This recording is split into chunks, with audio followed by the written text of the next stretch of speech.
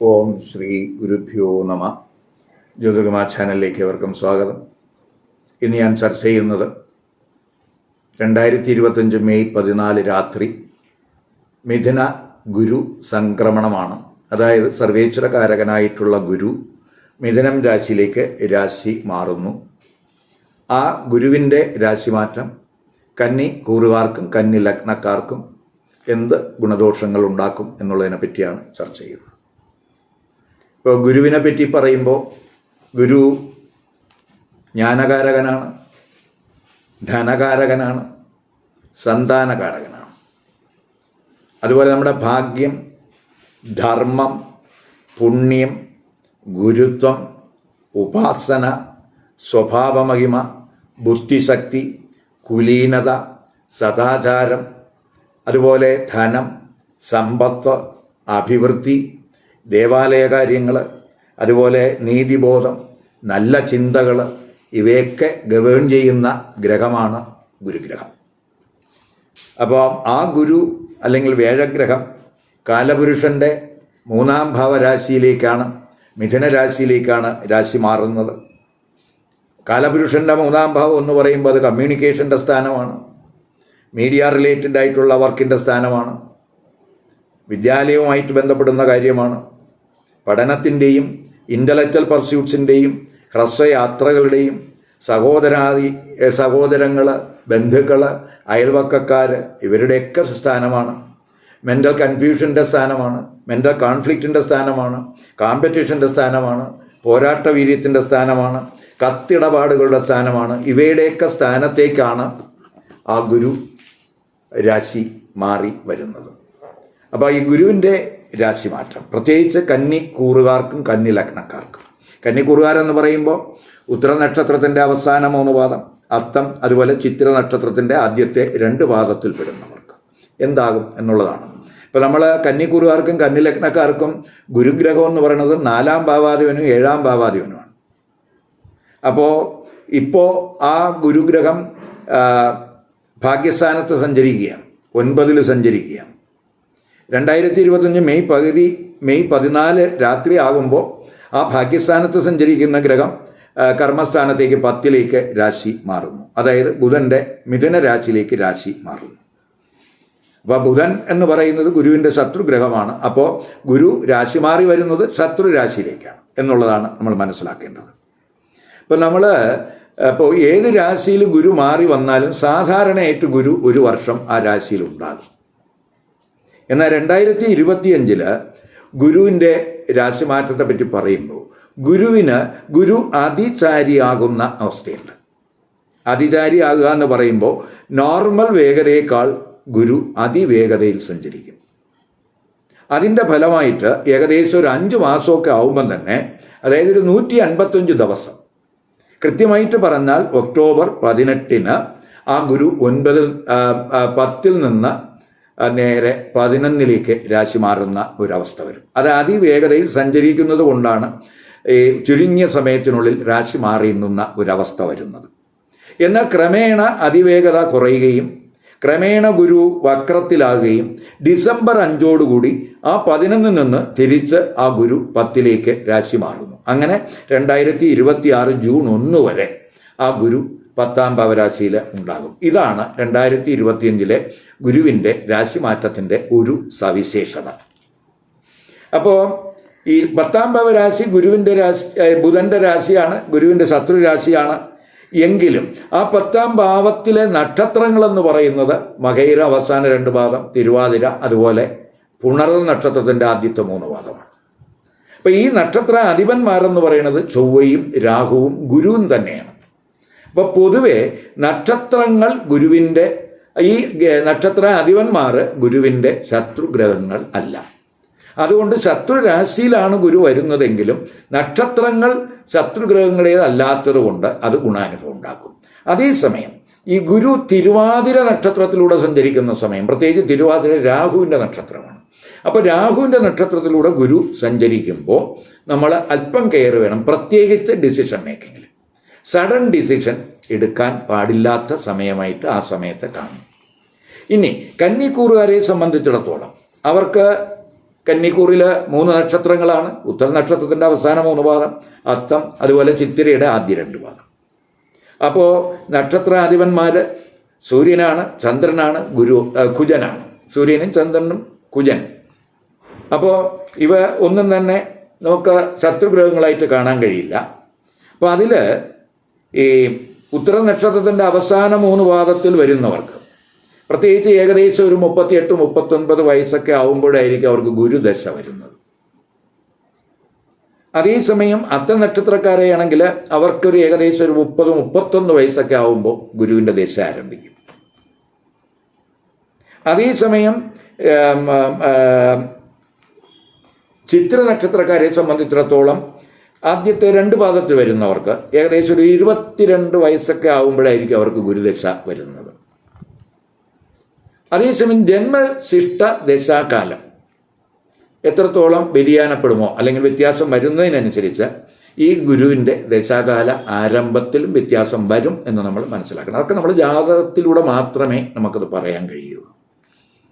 നമ്മൾ ഒരു കാര്യം മനസ്സിലാക്കേണ്ടത്, ഇപ്പോൾ ഗുരുദശ അല്ല എങ്കിലും ഏത് ദശ നടക്കുമ്പോഴും ഗുരുവിൻ്റെ അപകാരം എല്ലാവർക്കും വരും.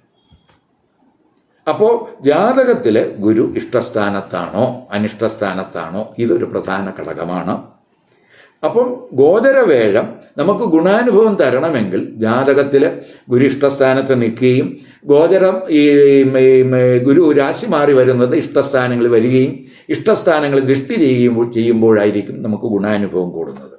മാത്രമല്ല ഗുരു എന്ന് പറയുന്നത് സർവീശ്വരകാരകനാണ്. നവഗ്രഹങ്ങളിൽ ഏറ്റവും പ്രധാനപ്പെട്ട ഒരു ഗ്രഹമാണ്. ദേവന്മാരുടെ ഗുരുവാണ്. അപ്പോൾ നമുക്ക്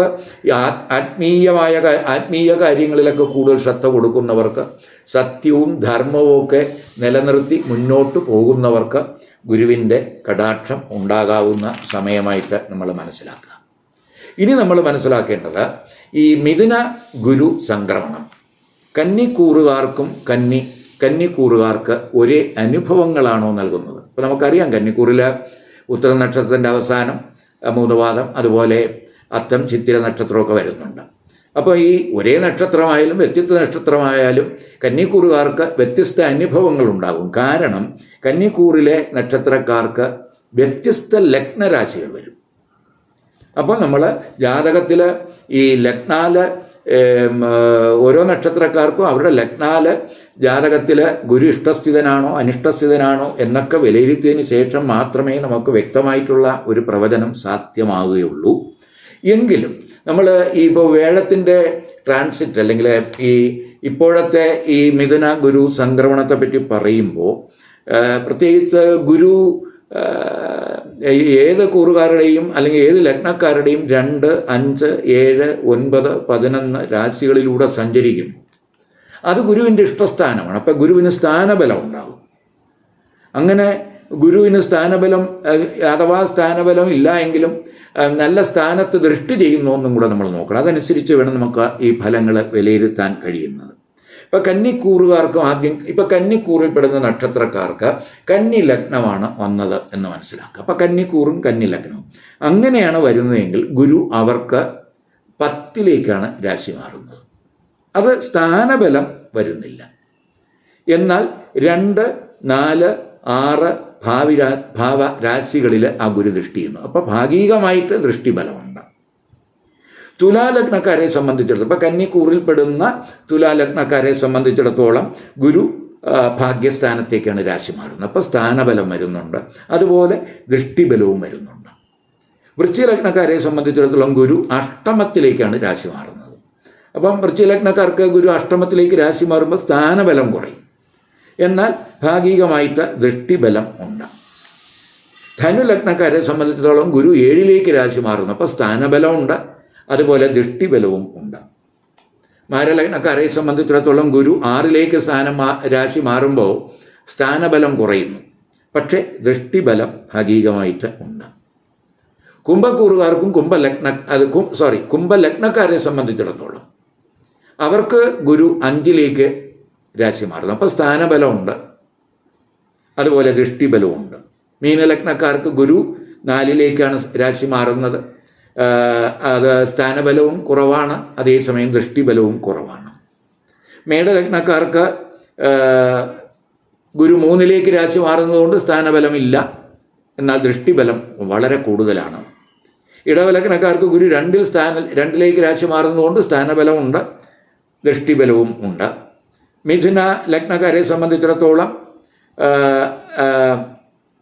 അവർക്ക് സ്ഥാനബലമില്ലെങ്കിലും ദൃഷ്ടിബലമുണ്ട്. കർക്കിടക ലഗ്നക്കാരെ സംബന്ധിച്ചിടത്തോളം ഗുരു 12 വരുന്നു, സ്ഥാനബലമില്ല, അതുപോലെ ദൃഷ്ടിബലവും കുറവാണ്. ചിങ്ങലഗ്നക്കാർക്ക് ഗുരു 11 വരുന്നത് കൊണ്ട് സ്ഥാനബലം ഉണ്ട്, ദൃഷ്ടിബലമുണ്ട്. ഇതാണ് നമുക്ക് ഓരോ ലഗ്നത്തിലും വെച്ച് നോക്കുമ്പോൾ ഗുരുവിൻ്റെ രാശിമാറ്റത്തിൻ്റെ ഒരു അവസ്ഥ എന്ന് പറയുന്നത്. പക്ഷേ നമ്മൾ മനസ്സിലാക്കേണ്ടത് ഈ കൂറിലെ നക്ഷത്രക്കാർക്ക് ലഗ്നരാശിയിൽ ഇങ്ങനെ വ്യത്യാസപ്പെടാം. അങ്ങനെ വ്യത്യാസപ്പെടുന്നതിനനുസരിച്ച് ഈ മിഥുന ഗുരു സംക്രമണത്തിൻ്റെ ഇമ്പാക്റ്റിലും വ്യത്യാസം വരും. അപ്പോൾ നമ്മൾ ഇപ്പോൾ നടക്കുന്ന ദശ, ഇപ്പോൾ നടക്കുന്ന അപകാരം, അവയൊക്കെ ജാതകത്തിൽ ഇഷ്ടസ്ഥിതനായ ഗ്രഹങ്ങളുടേതാണെങ്കിൽ നമുക്ക് ഈ ദോഷാനുഭവങ്ങളുടെ തീവ്രത കുറയും, ഗുണാനുഭവങ്ങൾ കൂടും. ഇതാണ് നമ്മൾ പൊതുവായിട്ട് മനസ്സിലാക്കേണ്ടത്. ഇനി നമുക്ക് ഈ കന്നിക്കുറുകാർക്കും കന്നി ലഗ്നക്കാർക്കും മിഥുന ഗുരു സംക്രമണം അല്ലെങ്കിൽ മിഥുന രാശിയിലേക്കുള്ള ഗുരുവിൻ്റെ രാശിമാറ്റം എന്തൊക്കെ ഗുണദോഷങ്ങൾ ഉണ്ടാക്കും നോക്കാം. ആദ്യം നമ്മൾ മനസ്സിലാക്കേണ്ടത് ഈ കന്നിക്കുറുകാർക്ക് ഗുരു 4ാം ഭാവാധിപനാണ്. അപ്പം 4ാം ഭാവാധിപനായിട്ടുള്ള ഗുരു 10ൽ വരുന്നു, കർമ്മസ്ഥാനത്താണ് വരുന്നത്. അപ്പോൾ കർമ്മസംബന്ധമായ കാര്യങ്ങൾക്ക് എക്സ്പാൻഷൻ ഉണ്ടാകും, തൊഴിലിൽ മാറ്റങ്ങൾ ഉണ്ടാകും. അതുപോലെ തൊഴിലിടത്ത് എന്തെങ്കിലും പ്രശ്നങ്ങൾ നിലവിലുണ്ടെങ്കിൽ അവ പരിഹരിക്കുന്നതിനും അനുകൂല സമയമാണ്. പൊതുവെ കർമ്മസുഖം പറയാം. 4ാം ഭാവാധിപൻ ആ കർമ്മസ്ഥാനത്ത് നിൽക്കുന്നു. ഇപ്പം ചിലർക്ക് തൊഴിലിൽ സ്ഥാനക്കയറ്റത്തിനും ഉയർന്ന ഉത്തരവാദിത്വങ്ങൾക്കൊക്കെ സാധ്യതയുള്ള സമയമാണ്. അതുപോലെ തൊഴിൽ വഴിയൊക്കെ വരുമാനത്തിലും വർധനവ് പ്രതീക്ഷിക്കാവുന്ന സമയമാണ്. കുടുംബാംഗങ്ങളിൽ ആർക്കെങ്കിലും തൊഴിൽ ലഭിക്കുന്നതിനുള്ളൊരു സാധ്യതയും കാണുന്നുണ്ട്. ശത്രുക്കളുടെ ഉപദ്രവമൊക്കെ കുറയും. ഗുരു 7ാം ഭാവാധിപനും കൂടെയാണ്. ആ 7ാം ഭാവാധിപനായിട്ടുള്ള ഗുരു 10ൽ വരുന്നു. അപ്പോൾ ഈ വിദേശത്തൊക്കെ തൊഴിൽ അന്വേഷിക്കുന്നവർക്ക് പൊതുവെ അനുകൂലമായിട്ടുള്ള സമയമായിട്ട് കാണുന്നുണ്ട്. തൊഴിലുമായിട്ട് ബന്ധപ്പെട്ട് ചിലപ്പോൾ ദൂരയാത്രകൾ വേണ്ടി വരും.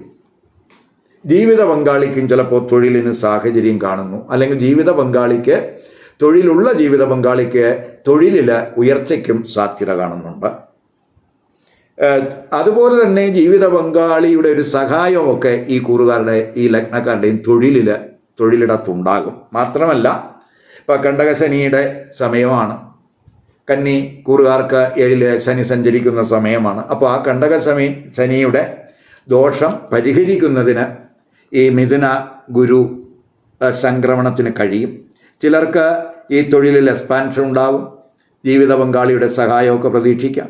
ബിസിനസ്സിലൊക്കെ എക്സ്പാൻഷനും അനുകൂല സമയമാണ്.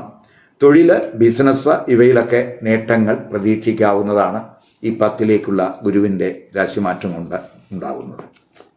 10ൽ നിൽക്കുന്ന ഗുരു അതിൻ്റെ 5ാം ഭാവമായ 2ലേക്ക് ദൃഷ്ടി ചെയ്യുന്നു. അത് സാമ്പത്തിക പ്രശ്നങ്ങൾക്ക് പരിഹാരം ഉണ്ടാക്കും. തൊഴിൽ, ബിസിനസ് വഴിയൊക്കെ ധനാഗമം കൂടും. ഇപ്പോൾ കുടുംബത്തിൻ്റെ സഹായമൊക്കെ ഈ പ്രൊഫഷണൽ തലത്തിൽ ഉണ്ടാകാവുന്ന സമയമാണ്. ചിലർക്ക് തൊഴിലിലെ സാലറി വർധനവിന് സാധ്യത കാണുന്നു. ലാഭകരമായിട്ടുള്ള പ്രവർത്തനങ്ങൾ കുടുംബ ബിസിനസ്സിലൊക്കെ ചിലപ്പോൾ ഉണ്ടാകും. സാമ്പത്തിക സുസ്ഥിരതയ്ക്ക് സാധ്യതയുണ്ട്. കമ്മ്യൂണിക്കേഷൻ, അതുപോലെ ക്വാളിറ്റി ഓഫ് ഇൻ്ററാക്ഷനൊക്കെ ഇമ്പ്രൂവ് ചെയ്യുന്ന സമയമായിരിക്കും.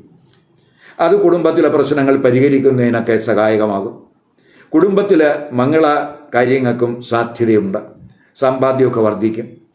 ധനസുഖമൊക്കെ അനുഭവപ്പെടുന്ന സമയമാണ്. ക്രിയേറ്റീവ് തലത്തിലും അതുപോലെ സന്താനങ്ങൾ വഴിയും സ്പെക്കുലേറ്റീവ് തലത്തിലുമൊക്കെ ധനാഗമം കൂടാൻ സാധ്യതയുണ്ട്.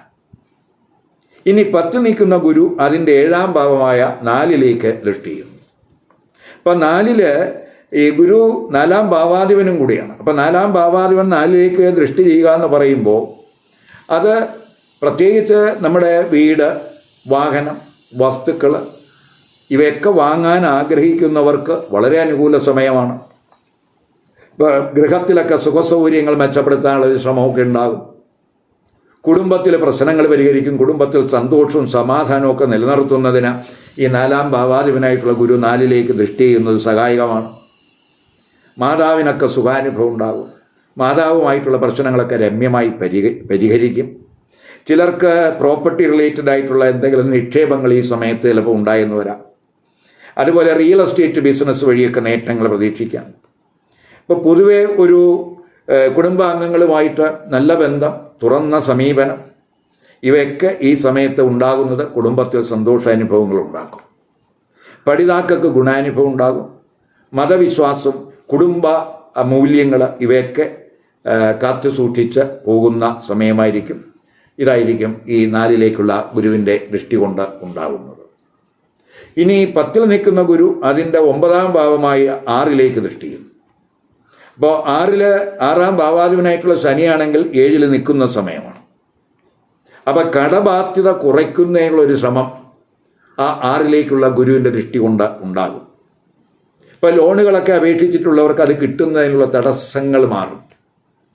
പൊതുവെ ശത്രുക്കളുടെയൊക്കെ ശല്യം കുറയും. വർക്കിലൊക്കെ കോൺസെൻട്രേഷൻ കൂടും. തൊഴിലിടത്തെ പ്രശ്നങ്ങൾ പരിഹരിക്കാനാകും. അതുപോലെ ഈ എന്ത് പ്രശ്നങ്ങളായാലും അത് വളരെ നയചാതുര്യത്തോടുകൂടി അത് കൈകാര്യം ചെയ്യാൻ കഴിയുന്ന സമയമായിരിക്കും. വ്യവഹാരങ്ങളിലൊക്കെ ശ്രദ്ധ കൊടുക്കുക വഴി അവയിൽ വിജയം പ്രതീക്ഷിക്കാം. പൊതുവെ കടബാധ്യത, അനാവശ്യ ചെലവ് ഇവകളിൽ അച്ചടക്കം പാലിക്കുന്നത്, അതിലൊക്കെ ഒരു ശ്രദ്ധ കൊടുക്കുന്ന സമയമായി കാണുന്നുണ്ട്. ആരോഗ്യ പ്രശ്നങ്ങളുള്ളവർക്ക് പ്രോപ്പർ ട്രീറ്റ്മെൻറ്റിലൂടെ അവയിൽ നിന്ന് റിക്കവറി, അവയിൽ ആശ്വാസമൊക്കെ ഉണ്ടാകും. ജീവിത ക്രമത്തിൽ തന്നെ ഒരു മാറ്റം വരുത്താൻ സാധ്യതയുണ്ട്. ഇപ്പോൾ ചിട്ടയായിട്ടുള്ള വ്യായാമം, അതുപോലെ ധ്യാനം, ഇവയൊക്കെ ശീലിച്ച് പോകുന്നവർക്ക് ആരോഗ്യ പ്രശ്നങ്ങൾ പരിഹരിക്കുന്നതിന് അനുകൂലമായിട്ടുള്ള ഒരു സമയമായിട്ട് ഈ മിഥുന ഗുരു സംക്രമത്തെ കാണാം. ഈ വീഡിയോ ഇഷ്ടപ്പെട്ടുവെങ്കിൽ ലൈക്ക് ചെയ്യുക, ഷെയർ ചെയ്യുക. അതുപോലെ സബ്സ്ക്രൈബ് ചെയ്യാത്തവർ സബ്സ്ക്രൈബ് ചെയ്ത് കാണുക. മറ്റൊരു പുതിയ വിഷയമായി അടുത്ത വീഡിയോയിൽ കാണാം. നമസ്കാരം.